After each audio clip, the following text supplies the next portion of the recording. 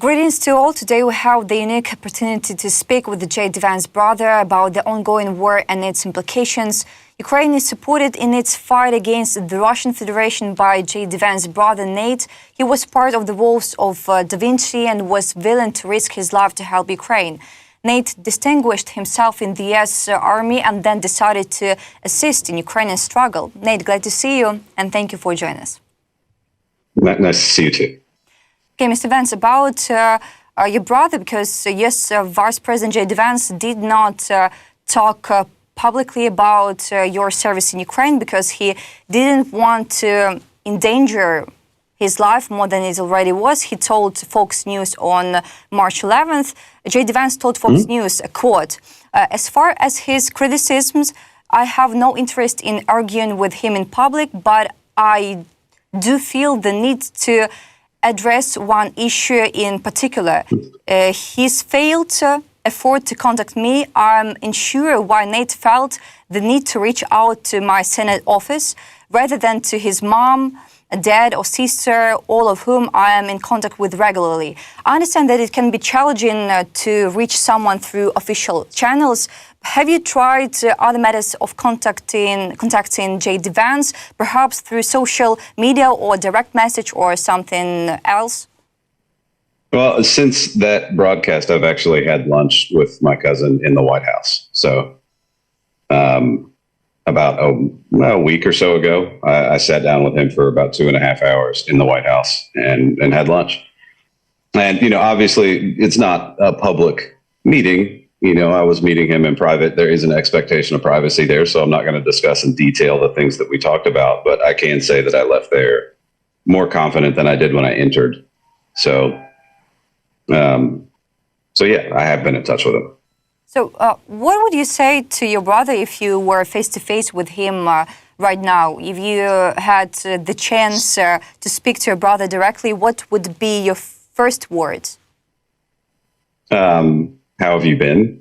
That, like I haven't, which I did sit down with him, right? And that was basically, I know there's a lot of political things going on and a lot of big, newsworthy events, but he is family. So the first question was, how are you? As far as the political stuff, like I just said, I mean, I did speak to him. I'm not going to go into great detail about the things that we did discuss because there is an expectation of privacy there. But I can say that his understanding of things may surprise people if they had the opportunity to engage with him any longer than the typical 5-minute news soundbite. About the experience of serving in the Ukrainian army, Bakhmut, Kupiansk, Klishivka, Avdiivka, Vuhledar, you were particularly, as I understand, everywhere. There were instances when you helped people from various units, and you also traveled to Zaporizhia and worked on that front. Can you describe some of the most challenging experiences you faced during your time in Bakhmut and other key locations? What role did you play in assisting various units, and were there any particular instances where your help made a significant impact? Okay, that was multiple questions.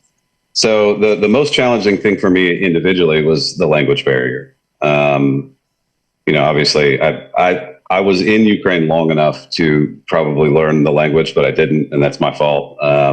I should have tried harder. But a lot of the units that I was around had guys that spoke English at least a little bit. So, and they like to kind of use me to learn and get better at their English. So that was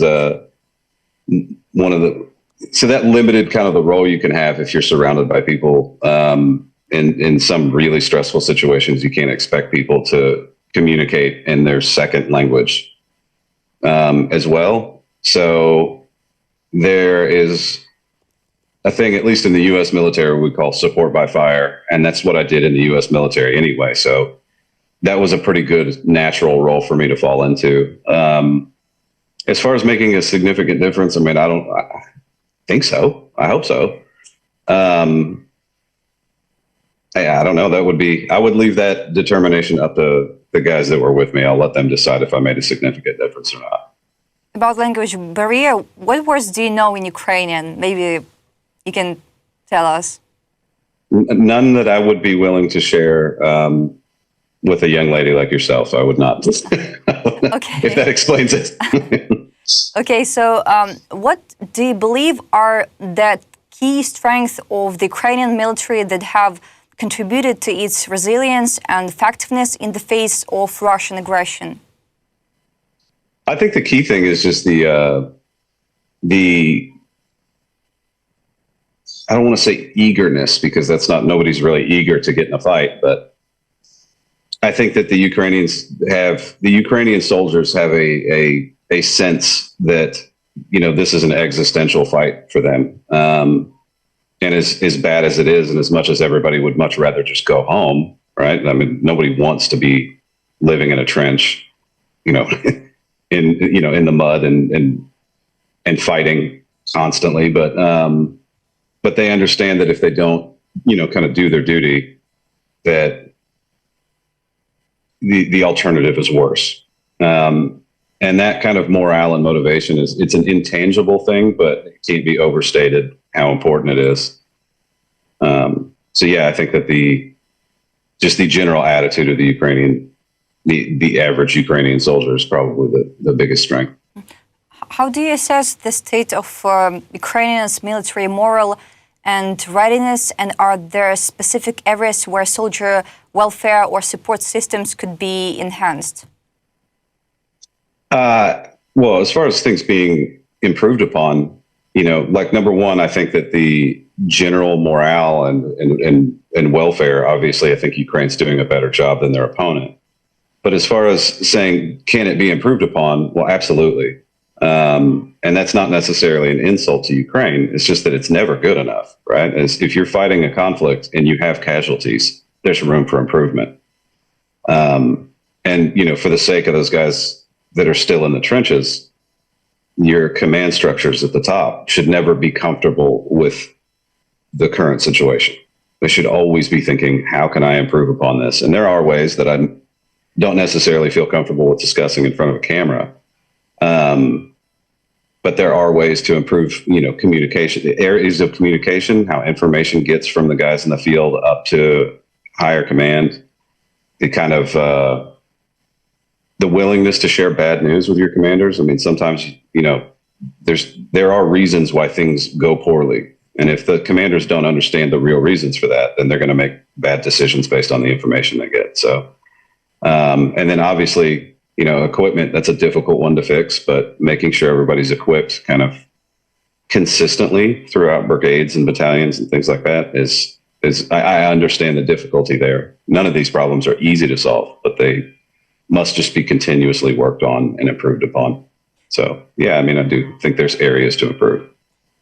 Can you tell how does service in the U.S. Marine Corps differ from service in the Ukrainian Armed Forces in terms of training and organization? What are the key differences in tactical approaches and combat methods between U.S. military units and Ukrainian ones? So, well, obviously, I think the three largest air forces on the planet, or the two largest air forces on Earth, is number one is the United States Air Force, and number two is the United States Navy. So air power changes everything. So obviously tactics are going to change based on the fact that you can deliver like precision ordnance pretty much anywhere on the planet at will. That's something the Ukrainian army is not going to have anytime in the near future. So that limits things. But really focusing on tactics themselves is kind of silly, right? Like our tactics are going to be a certain way because we have access to certain assets that Ukraine's not going to have. And I think the biggest difference that could be translated is communication. And when I say communication, I don't just mean the use of radios. I mean the structure in which you transmit information from one person to another, and the way that you communicate the objectives on a mission, I think is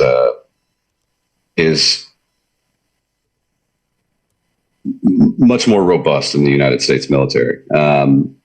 And, you have to give Ukraine credit. They do really well with what they have. And you have to also consider that Ukraine went from a very small military to a very large military in a very short period of time while they were in a fight. So some of these things it's amazing that they've done as well as they have, given the circumstances.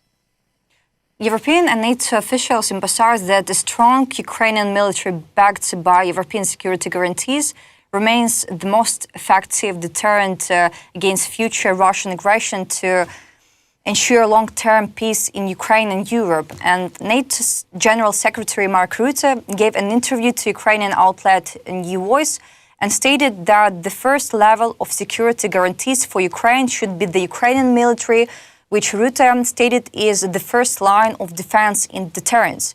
How do you assess the current state of the Ukrainian military's readiness to serve as the primary line of defense against Russian aggression, and what areas need further strengthening, in your opinion? I think, well, he's absolutely correct. I mean, there is no true security guarantee from anyone outside of Ukraine. All of those guarantees are essentially, just pieces of paper. So Ukraine is ultimately responsible, as the beginning and end of their own security. As far as the military, I mean, obviously it's really hard to kind of improve things while you're currently in a fight. There's obviously a lot of stress being placed on the military. One of the things that, I hear constantly, Western media saying is that Ukraine has a manpower issue, and Ukraine itself, the nation, does not have a shortage of people. The Ukrainian army has a shortage of infantrymen, and I think that there is a recruiting problem. And that recruiting problem is sometimes based on,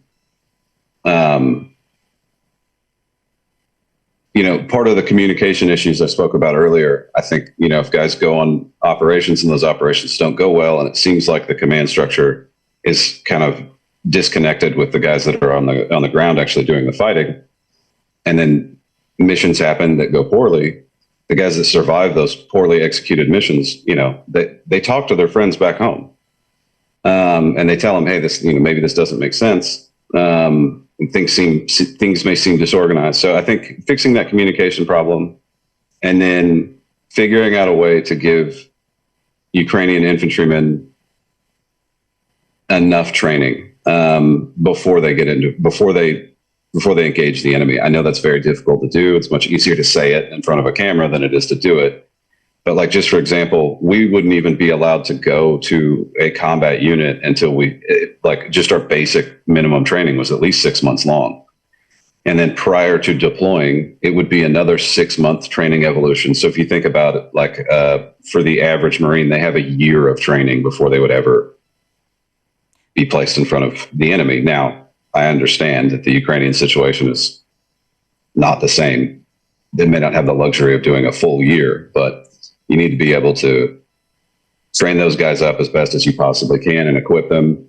And that receiving that training will solve a lot of your recruiting issues right off the bat. Like those guys that receive that good training will, instead of saying this doesn't make sense, will call their buddies and say, man, I've really learned a lot.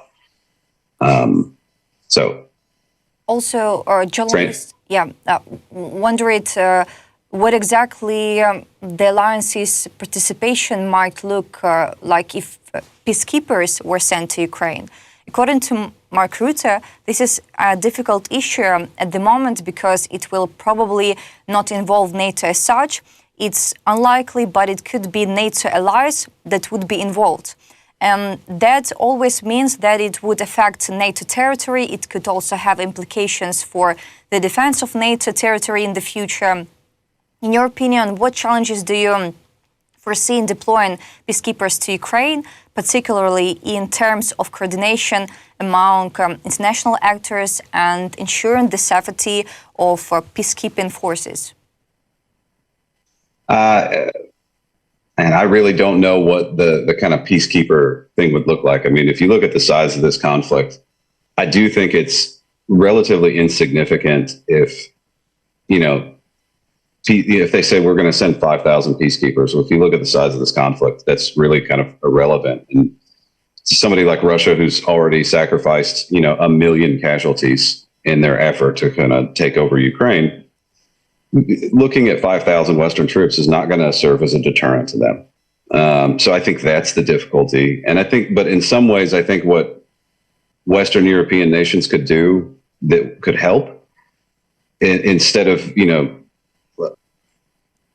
Ukraine has a lot of troops tied up in the West and like along the northern border with Belarus and things like that, and freeing up those guys so Ukrainian soldiers can really handle the brunt of the deterrent. The deterrent option would go further than like putting Western European troops on the front. The problem is right now it's just words.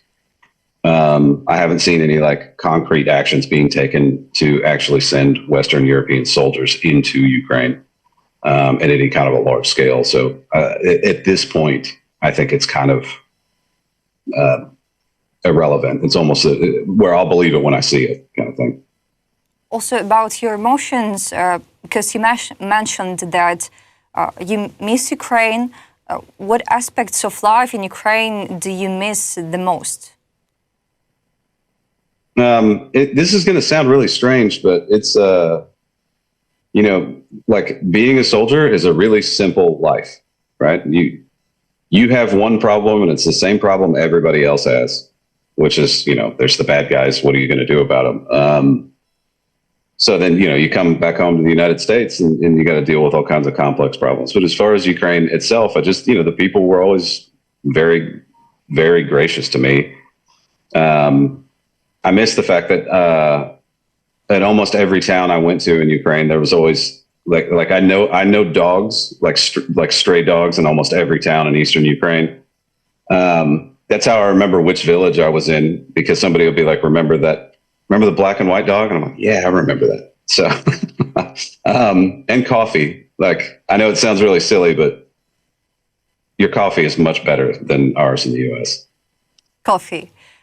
Maybe can you share more, any memorable moments or connections you made during your time in Ukraine that you still reflect on?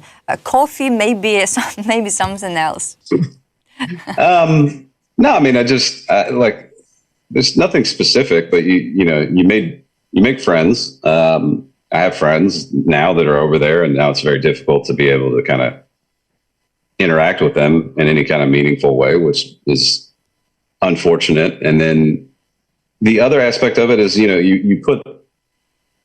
when you put so much time and effort into something and you leave. I mean, I had to leave, right? It was a security thing. It would be really inappropriate for me to be in Ukraine, given my cousin's position.